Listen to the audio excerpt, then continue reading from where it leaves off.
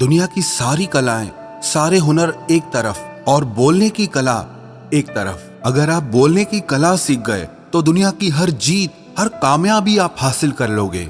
आप चाहे किसी भी फील्ड में क्यों ना हो, चाहे वो बिजनेस हो, जॉब हो या किसी रिलेशनशिप में हो, आपकी कम्युनिकेशन स्किल जितनी अच्छी होगी, आप लाइफ में उतना ही सक्सेसफुल रहोगे। बहुत से लोग अपनी कम्युनिकेशन स्किल को इम्प्रूव करना चाहते हैं, बोलने की कला सीखना चाहते हैं, पर उन्हें समझ नहीं आता कि शुरुआत कहाँ से करें। काफी लोगों को ये लगता है कि अगर इंग्लिश सीख ली तो बात करना भी सीख लिया।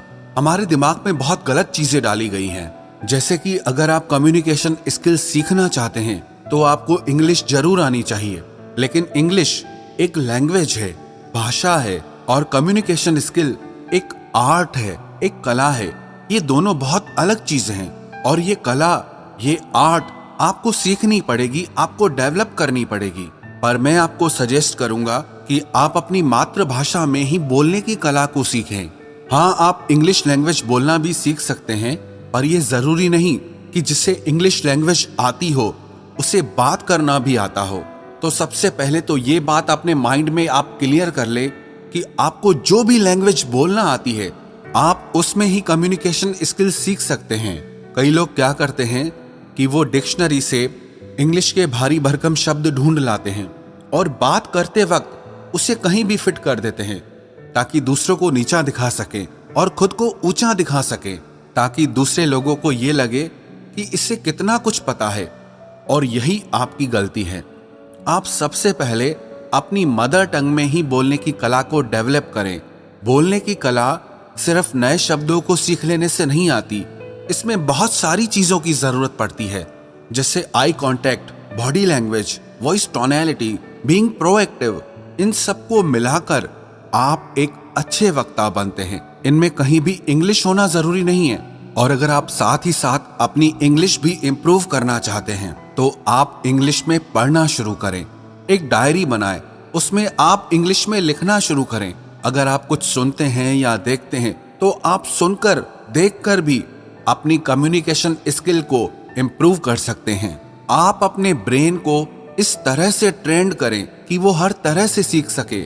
आप हर चीज का इस्तेमाल अपनी ग्रोथ के लिए, अपने इम्प्रूवमेंट के लिए कर सकते हैं। कम्युनिकेशन एक कला है। जैसे आप अपनी मसल्स को डेवलप करके स्ट्रांग बनाते हैं, वैसे ही आपको हर दिन सीख सीख कर अपनी इस कला को निखारना पड़ेगा। एक फेमस कोट है, communication works for those who work at it.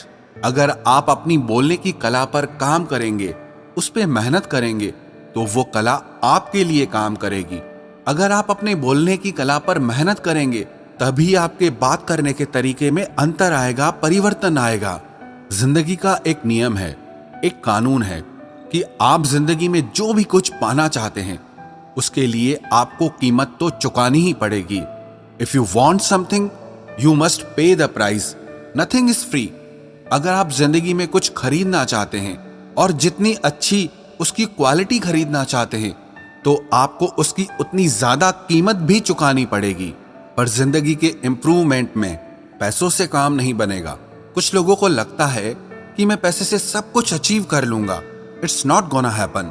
अगर आप एक सुंदर, स्वस्थ और फिट शरीर बनाना चाहते हैं तो आपको खुद उसके लिए वर्कआउट करना होगा। आपको खुद उसके लिए डाइट कंट्रोल करना पड़ेगा, मेहनत करनी पड़ेगी। अगर कोई और आपके लिए वर्कआउट करे, डाइट कंट्रोल करे, तो उससे आपकी बॉडी अच्छी नहीं बनने वाली। उसके लिए आपको खुद मेहनत करनी पड़ती है। और आप अपनी जिंदगी में अच्छे रोल मॉडल चुनिए, जैसे न्यूज रिपोर्टर हैं, जर्नलिस्ट हैं, अच्छे स्पीकर्स हैं जिनके बोलने की कला अच्छी है।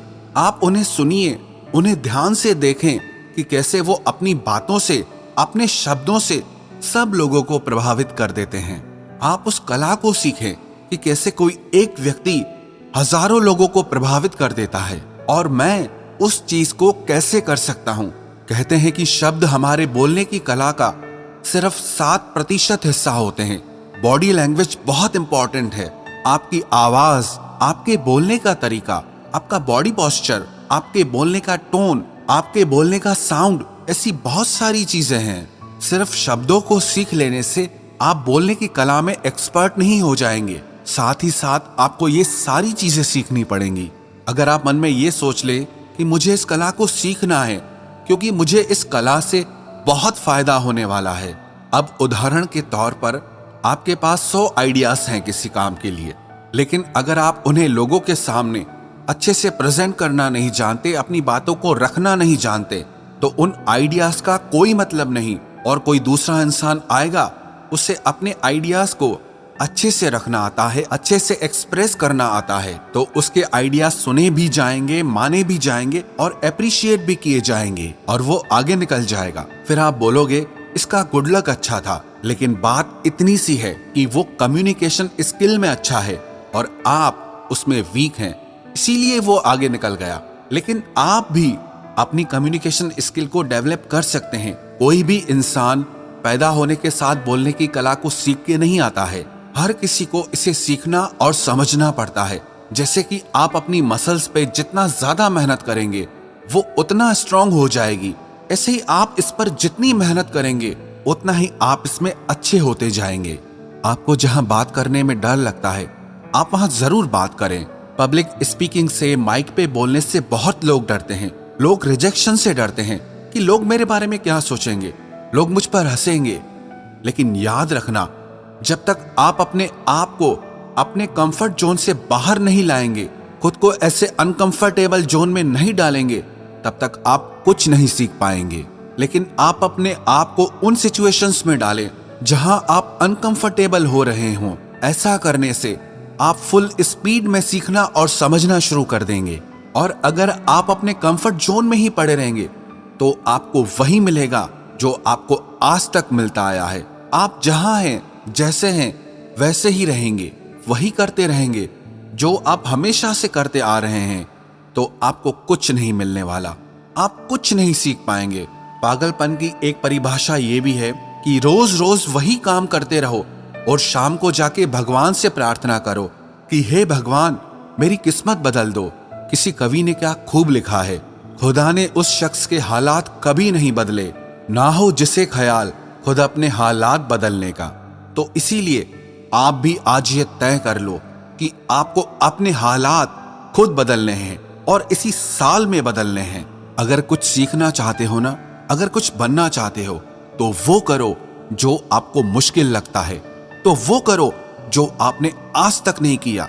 आप वो करो जिसे करने में आपको डर लगता है, जो आपको मुश्किल लगता है। सिंपल सा रूल है, if you want something you must pay the price.